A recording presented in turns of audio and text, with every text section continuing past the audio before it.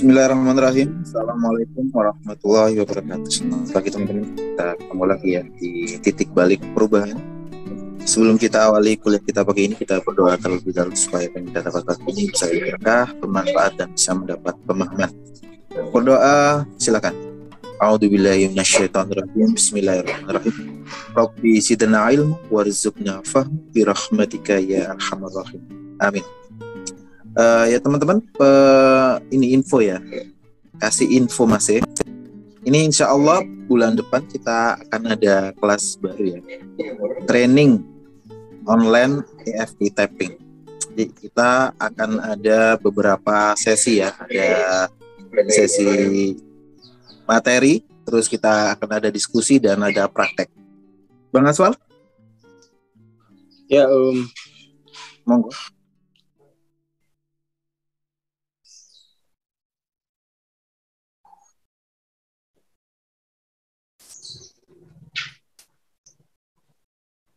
Oke ya, bismillahirrahmanirrahim. Assalamualaikum warahmatullahi wabarakatuh.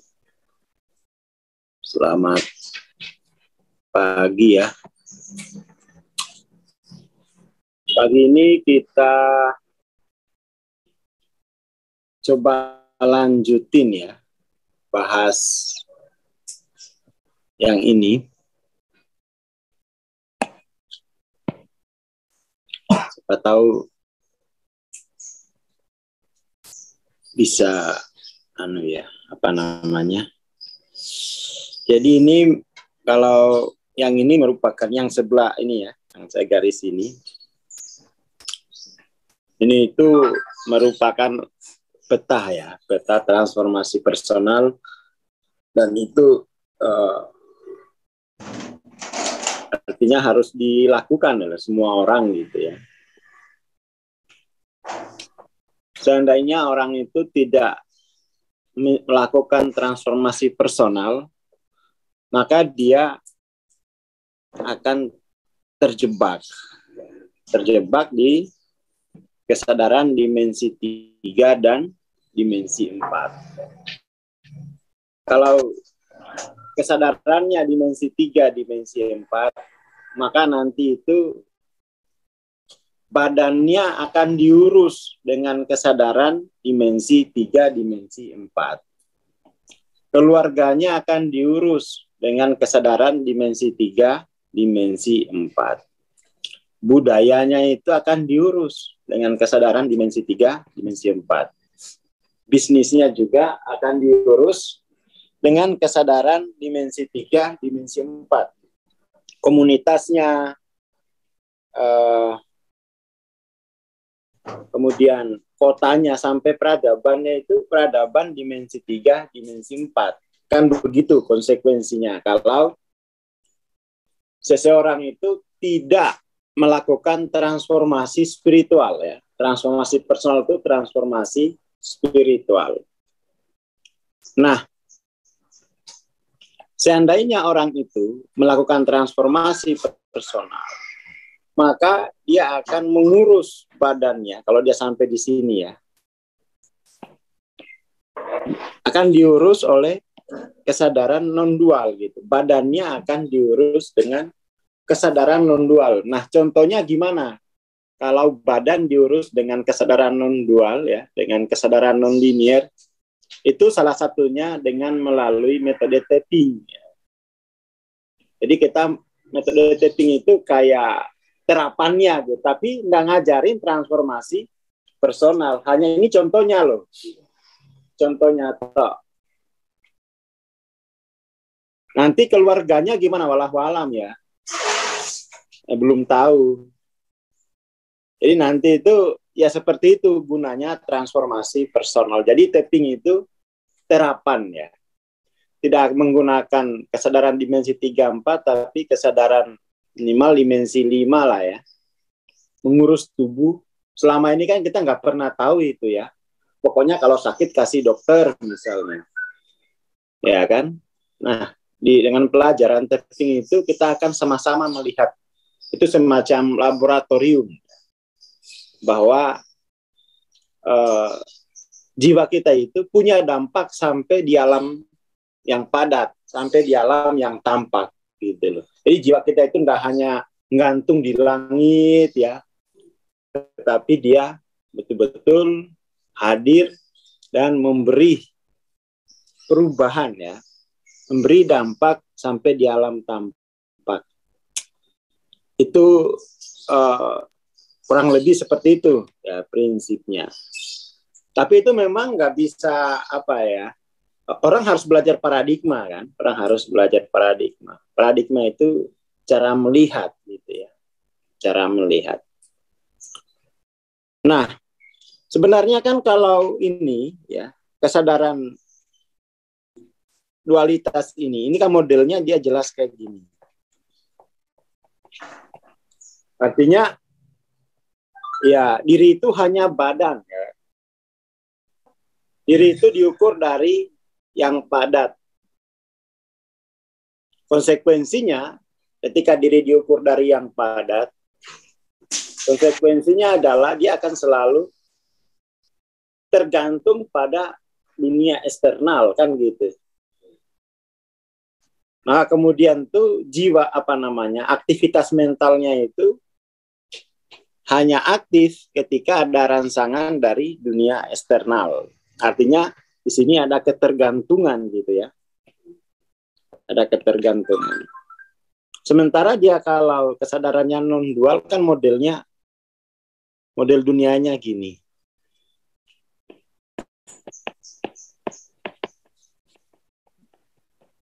Ya kan? Jadi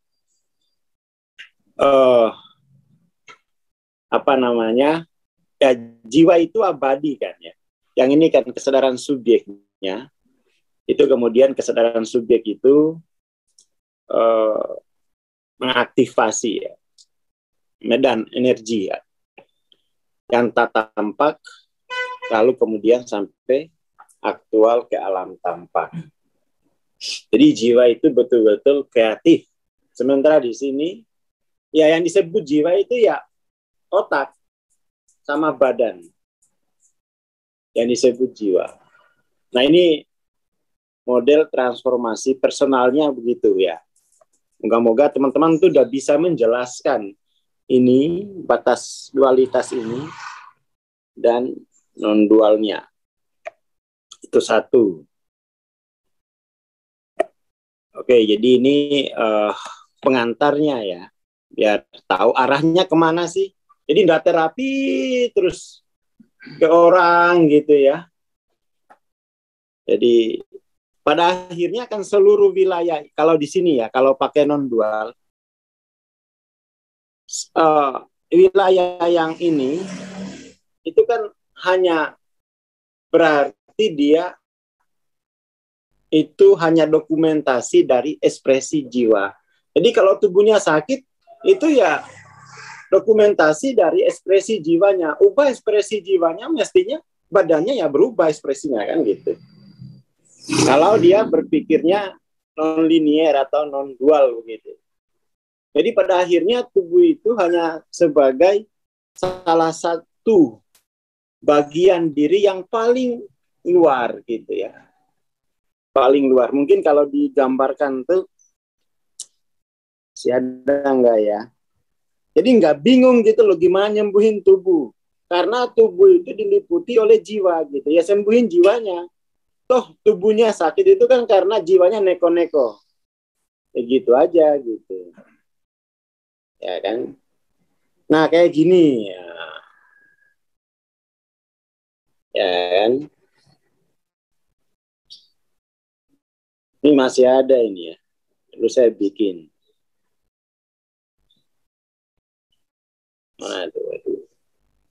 Nah, yang paling dalam itu kan spiritual. Jadi yang diberesin itu yang ini. Jadi tubuh itu hanya dampak ya. Hanya dampak dari gerak jiwa kita. Ya kan? Saldo itu hanya dampak dari gerak jiwa kita.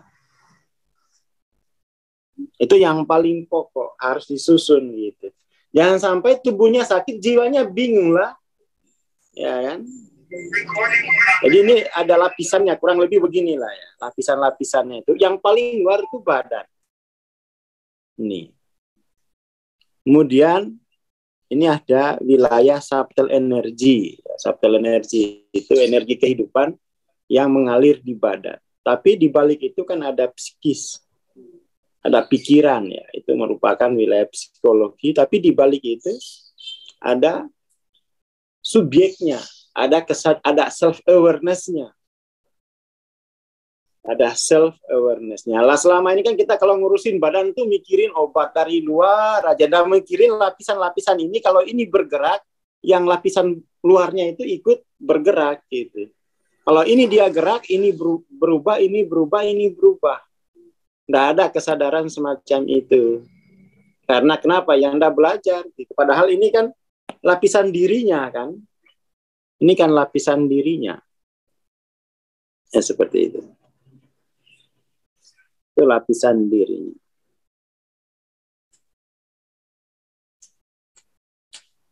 Jadi ya ini membutuhkan pemahaman sendiri ya. Pemahaman sendiri ya. Jadi yang dualitas non-dualitas itu di sini gitu. Sehingga bisa ngurus. Itu baru ngurus badan, belum ngurus keluarga. Itu kan beda dengan badan. Dia udah ngurusin manusia di dimensi sosial ya. Itu lapisannya banyak lagi. Seperti itu. Gitu ya Mas Yamin, biar nggak apa. Maksudnya itu. Dan ini kalau yang sifatnya kuliah loh, bukan terapi ya. Sifatnya kuliah. Jadi dia mengetahui lapisan jiwanya sendiri. Kalau sudah tahu ya jiwanya hidup, ya tubuhnya sembuh gitu. Gitu ya Mas Alin ya. Jangan sampai orang kemudian berharap di terapi lagi gitu ya. Aduh. Ini udah dimensi kelima ini. Dimensi kelima itu semua ketergantungan pada dunia eksternal tuh nggak ada. Tergantungan pada dunia eksternal itu udah nggak ada. Pada dunia ya, pada dunia. Oke. Ini ada. Jadi saya kira itu masyarakat tuh perlu diberitahu cara melihat. Ini loh cara melihatnya itu gini. Bukan langsung diberi cara melakukan gitu kan. Cara melihat dulu.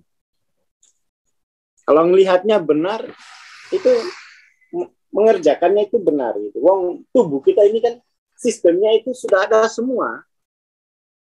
Sudah ada, bukan harus bikin gitu kan. Tinggal jiwa tinggal ngikutin yang sudah ada itu aja gitu. Tinggal kesadaran subjeknya itu jangan mengingkari. Nah, gitu kan. Jangan mengingkari yang sudah ada itu gitu. Orang-orang yang tergantung pada dunia eksternal kan, dia mengingkari banyak hal pada dirinya, termasuk sisi spiritualnya ini dia ingkari. Aku nggak punya ke spiritual itu nanti. Dia mengingkari bagian itu gitu kan. Dia hanya menyetujui yang tampak, yang tidak tampak bagian dirinya, dia ingkari. Nyatanya dia nggak tahu. Jadi nggak ngerti itu sama saja menyangkal, mengingkari. Kalau dia tidak mengingkari itu, ya sudah, dia benar-benar hidup sesuai tujuan hidupnya. Jadi tujuan hidup itu sudah ada gitu dari Tuhan. Nggak usah nyari, dicarinya lewat sidik jari, dicarinya lewat tanggal lahir lah, ngapain nyari? Weton. Carinya lewat weton, itu nggak usah dicari di situ. Sudah ada itu di aspek terdalam. Asalkan jangan ngingkari sisi spiritual itu gitu. Asal jangan mengingkari keilahian. Itu sudah ada semua gitu. Nggak usah dicari lewat yang lain gitu. Yang seperti itu. Kita ini kan kebanyakan mencari. Tapi ketika kita mencari, kita sadar bahwa jangan-jangan itu ada yang saya ingkari gitu. Ya kan? Itu yang paling pokok ya. Karena kita ini banyak mencari keluar gitu. Bakat dicari di luar gitu ya. Cari macam-macam gitu-gitu. Padahal kalau keilahiannya sudah hidup, sudah seluruh bakat itu bakatnya gitu kan. Nggak ada lagi yang kategori aku hanya ini gitu kan. Aku hanya tipe ini. Ya enggak. Seluruhnya itu adalah dirinya, kan gitu. Kita terlalu banyak hal-hal, jadi ilmu itu enggak boleh belajar ilmu itu tidak boleh berperilaku sebagai konsumen. Karena itu resikonya kalau kita konsumen, kita nanti berpotensi menyangkal bagian diri kita sendiri gitu. Seperti itu.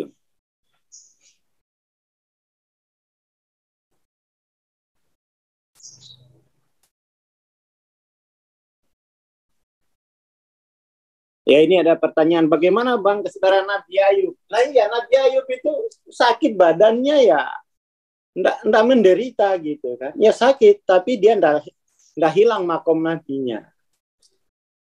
Jadi itu bagaimana memahami sejarah-sejarah itu tergantung konteks yang dipakai.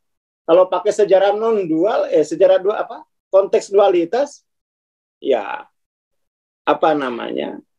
maka itu kita akan gagal mengambil maknanya gitu. Jadi di Nabi Ayub pun ya kita pahami dari konteks non-dual, ya begitu tersedianya. Konteks non-dualnya Nabi, walau alam, kita bukan Nabi kok. Tapi setidak-tidaknya kita konteks non-dualnya ya seperti itu gitu. Jadi ya kita bisa dekati apa yang terjadi pada konteks non-dual, tapi kan derajatnya Nabi, ya kita mengetahui itu gitu kan. Tapi paling enggak ya tetap non-dual gitu. Jadi itu kita memahami konteks, misalnya wali, ya kita bukan wali, tapi setidaknya enggak terlalu jauh konteksnya gitu kan. Jadi harusnya yang melaporkan, yang menceritakan konteks non-dual Nabi ya Nabi gitu kan. Makanya kita yang bisa kita ceritakan ya konteks non-dualnya kita gitu. Subjektivitasnya gitu ya. Subjektivitasnya seperti apa. Jadi seperti itu. Jadi itu pentingnya kita punya konteks untuk membahasakan gitu ya. Jadi selama ini kan kita itu kadang mendengar cerita para nabi, para wali, tapi kita tidak punya konteks untuk memaknai itu. Akhirnya ikut-ikutan gitu. Paling banter itu kita tanya wiritannya apa nabi itu. Nabi kok tanya wiritan. Kita karena nggak punya konteks, akhirnya cari apa yang dia lakukan. Fokus ke doing-nya kan. Lah itu kita udah keliru. Nanti itu banyak bukan keliru sih, hanya reduksi gitu ya. Banyak lapisan yang hilang, yang terlihat hanya bacaannya apa. Pas dibaca, lo kok nggak mampan ya? Lah iya, nggak punya konteks. Nggak punya konteks gitu. Nah kita itu kadang-kadang, ya karena nggak paham konteks, akhirnya mengambil yang tampak saja. Ya kan? Situ kejiwaan kita itu ya seperti itu gitu. Ada misalnya nih, ada Kiai Sakti, udah belajar 40 tahun wiritannya misalnya Rahman. Padahal kan selama 40 tahun itu dia belajar mengumpulkan konteks. Sehingga ketika dia baca Rahman tuh konteksnya itu hidup gitu. Lah kita orang kampung nggak tahu apa-apa, wiritannya apa Mbak Yai? Lah konteksnya itu loh yang harus diketahui, bukan yang diucapkan. Karena dia mengucapkan itu dalam konteks. Yang harus disamakan itu konteksnya. Itu yang harus dipelajari dengan ilmu gitu. Seperti itu.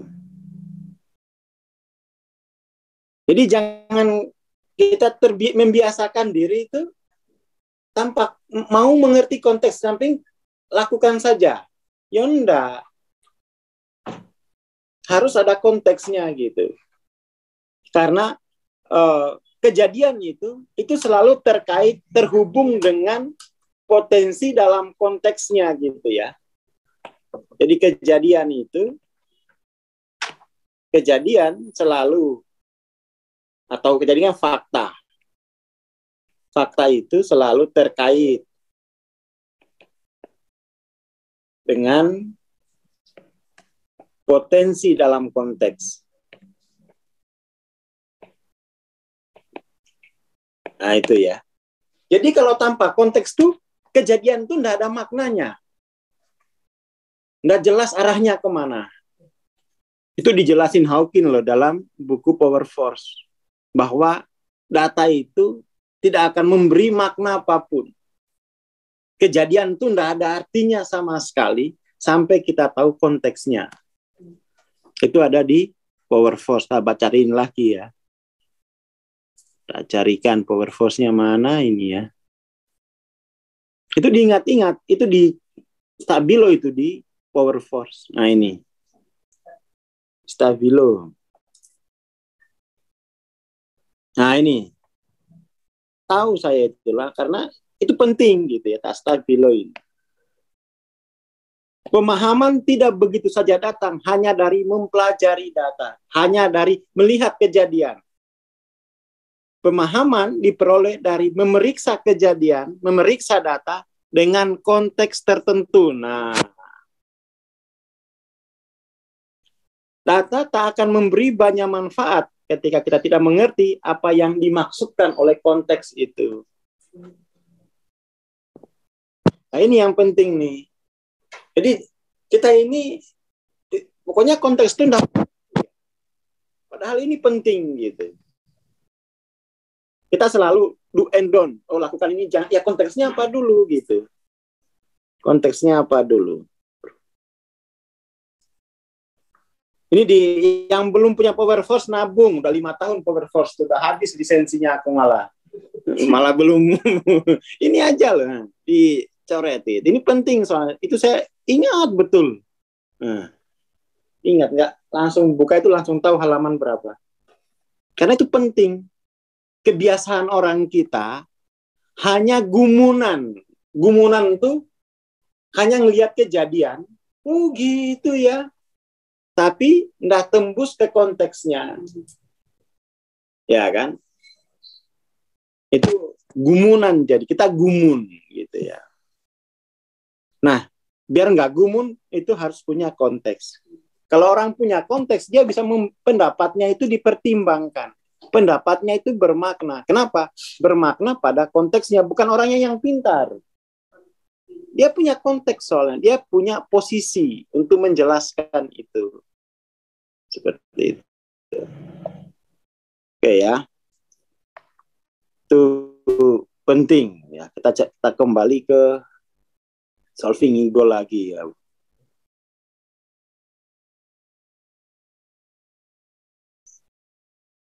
Nih, secara analogi hanya ada satu konsep kunci sederhana yang diperlukan untuk menguraikan semua rintangan ego. Jadi ego hanya memiliki ketergantungan pada satu hal, yaitu kesenangan, perolehan subjektif. Perolehan subjektif itu ketergantungan pada hasil. Ego itu dia fokus hasil. Dia fokus hasil itu berarti itu fokus pada, ini kan dunia eksternal. Hasil itu kan hanya simbol ya, hanya simbol. Jadi kalau pikiran kita fokus pada hasil aja, nggak mau tahu konteksnya, nggak mau tahu dinamika dalam konteks itu, yaitu kita terjebak dalam ego.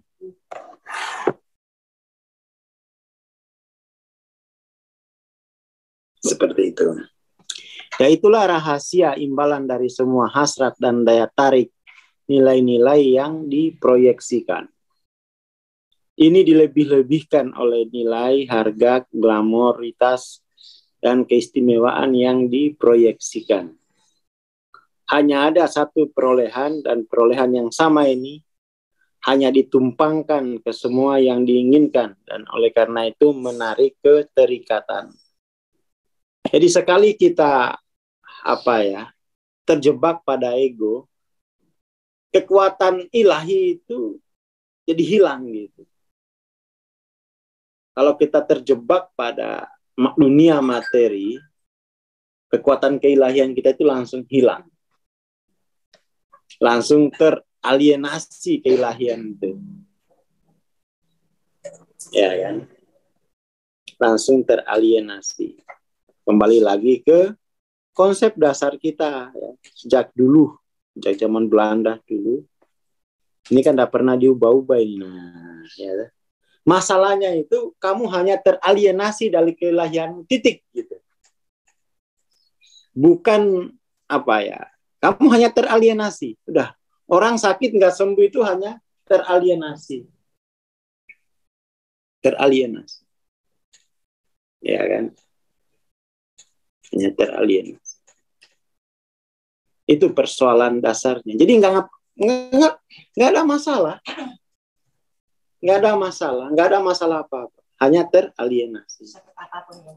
Ya, semua apapun yang menimpa manusia itu, yang penderitaan itu, cuma satu masalahnya, teralienasi. Bukan kurang gizi, bukan enggak. Itu mekanisme setelah teralienasi nanti kurang gizi. Ya kan? Ya hanya teralienasi. Teralienasi ini diselesaikan dengan cara melampaui segala posisionalitas yang menyebabkan teralienasi. Jadi hanya melampaui posisionalitas yang itu menjadi awan yang membuat kita teralienasi. Saya dulu setelah tahu ini, saya berharap semua sekolah itu tahu persoalan dasar manusia, persoalan dasar bangsa ini, karena jiwa itu teralienasi dari keilahian. Itu aja dulu deh, selesaikan gitu ya. Paling ya 6 tahun kita kerahkan tenaga untuk memulihkan keteralienasian dari keilahian masing-masing. Itu dulu. Setelah dia pulih dari keteralienasiannya, maka jiwa itu akan ya tumbuh. Dia akan melakukan transformasi sosial secara partisipatif. Kayak saya baca buku itu kan bukan karena besok ada ujian, saya baca aja gitu. Kenapa? Loh, itu diri saya kok. Gak ada hubungannya dengan kampus, gak ada hubungannya dengan PR kuliah, gak ada. Saya baca aja gitu. Ya kenapa? Itu diri saya. Saya ingin ngurus tubuh dari perspektif non-dual. Saya ingin ngurus keluarga dari perspektif non-dual. Saya ingin ngurus budaya. Kenapa? Loh, itu tugas saya. Jadi tugas saya sehat ini bukan perintah dari Departemen Kesehatan. Ngapain? Iya kan? Orang menikah itu bukan perintah dari siapa. Ya jiwa saya aja gitu kan. Seperti itu. Mengurus kota itu ya bukan perintah dari siapa-siapa. Itu memang halifahnya begitu gitu. Karena keilahiannya tidak terlalu sering teralienasi. Ya kan? Paling pas lapar aja, gelap mata gitu, teralienasi. Yang kepikiran Indomie aja. Ya paling gitu. Tapi habis itu pulih lagi keteralienasiannya gitu ya. Jadi kita terlalu banyak mencari alasan keluar dari penderitaan manusia itu. Ya kan? Terlalu banyak mencari keluar alasan penderitaan. Padahal alasannya cuma satu. Dia hanya teralienasi. Teralienasi itu ya. Titik. Sembuhkan masalah itu. Itu saja gitu. Kalau itu selesai, dia pulih. Kalau pulih, dia pasti tumbuh. Ya kan? Pasti tumbuh. Jadi itu yang pokoknya masalahnya hanya satu, teralienasi. Udah. Jadi awan-awan itu harus dibersihin dulu. Bersihin. Setiap kali muncul bersihin. Karena bukan matahari yang tidak bersinar. Hanya awan yang iya. Kita berteduh gitu aja. Jadi kita bukan mengira awan telah membuat matahari tidak bersinar. Kita bersinar gitu. Hanya tidak teridentifikasi.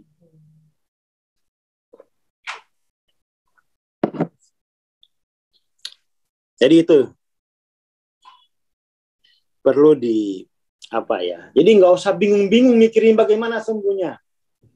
Udah atasi keteralienasian ini, titik.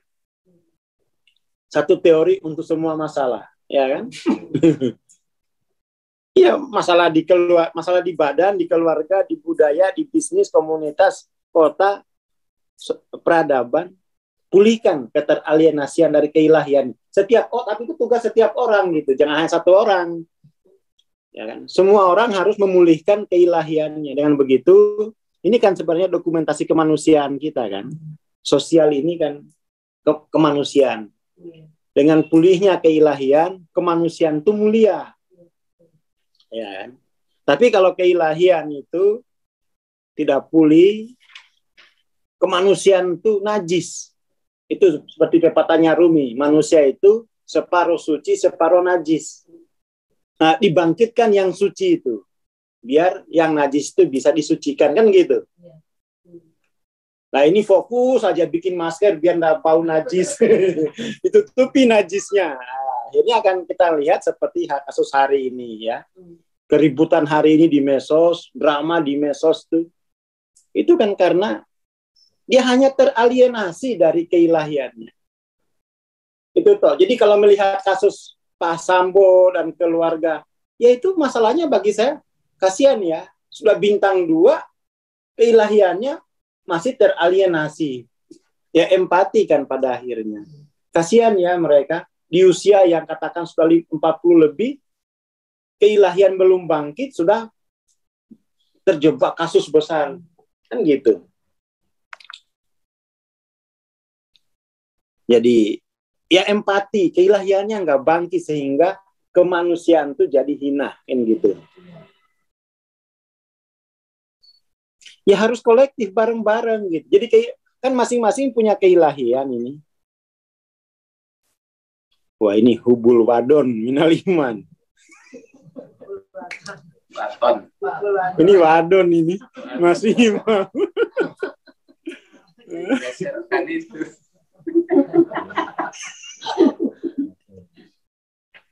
Iya. Bagus nih ya. Quote baru Imam 2022.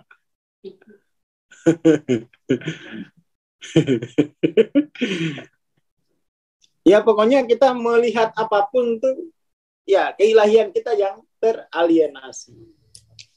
Dan itu nggak bisa diterapi gitu. Keilahian itu nggak bisa diterapi. Lewatnya itu proses transendensi. Kan teralienasi, dia jatuh kan. Karena keilahian itu ada di dimensi paling tinggi, berpikirnya itu harus induktif.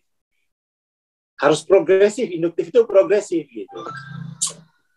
Harus progresif. Nggak boleh positif. Nah, cara berpikir progresif, positif aja mungkin kita, ya apa sih itu ya? Nah, berarti kita belum bisa berpikir. Karena pola pikir, cara berpikir induktif-induktif belum pernah kita peragakan. Nggak sadar pola deduktif, nggak sadar pola induktif. Berarti belum bisa berpikir. Oh, what? Mas Rustam nggak ngerti wadon, Mas Imam. Kalau berpikir positif itu mengalienasi jiwa, mengalienasi keilahian. Gitu. Kalau berpikir positif, kalau berpikir progresif itu menumbuhkan, terus-menerus mengidentifikasi keilahian, kan gitu. Khawatirnya itu belum sadar berpikir gitu loh. Kapan berpikir progresif? Kapan? Pas batuk itu harus berpikir progresif. Pas apapun gitu. Nah kalau pas ngajar baru berpikir positif. Pas ngajar. Jadi ngajar itu dunia yang diasumsikan ya. Dunia di atas kertas. Dunia di atas kertas. Setelah nggak ngajar ya progresif lah. Makanya kalau harapannya itu ketika ngajar yang lain progresif gitu. Jangan ikut ngajar juga nggak progresif. Makanya aslinya malas ngajar saya itu. Namanya ngajar itu kan hal yang sudah diketahui diterangkan. Lo sudah diketahui yo. Seperti itu. Ya kan. Nah, jadi aslinya itu ya hidup sesungguhnya itu ya progresif itu gitu. Jiwa itu progresif. Pas kita ngajar tuh kita masuk dalam dunia simulasi, dunia yang dibekukan sementara, dunia yang dipositifkan. Ya, nggak boleh kemana-mana, dikunci konteksnya itu, di situ aja dulu. Ya kan? Ya karena pas mengajar itu kan kita membahasakan tuh kita udah kunci konteks, nggak boleh keluar dari situ gitu. Kita sudah deduktifkan gitu kan. Kita sudah deduktifkan. Oke lah itu dulu ya pagi ini. Terima kasih. Assalamualaikum warahmatullahi wabarakatuh. Waalaikumsalam warahmatullahi wabarakatuh. Terima kasih Bang Astor, terima kasih teman-teman. Yang mengingatkan sekali lagi ya, kelas terbarunya ini, training EFT online, itu insya Allah bulan depan ya, September. Jadi teman-teman yang mungkin ingin join atau mendaftar, mumpung ada sisa kuota yang 300 ini ya. Jadi 625 itu sudah termasuk buku dan kelasnya. Jadi teman-teman yang belum sudah mempunyai bukunya, tapi ikut kelasnya, cukup nambah 500.000 aja. Dan ini cukup khusus untuk 300 pendaftar pertama ya. Setelah itu kembali ke harga normal 1,5 juta untuk 301 dan seterusnya. Terima kasih, kita bertemu besok pagi insya Allah. Assalamualaikum warahmatullahi wabarakatuh. Selamat pagi.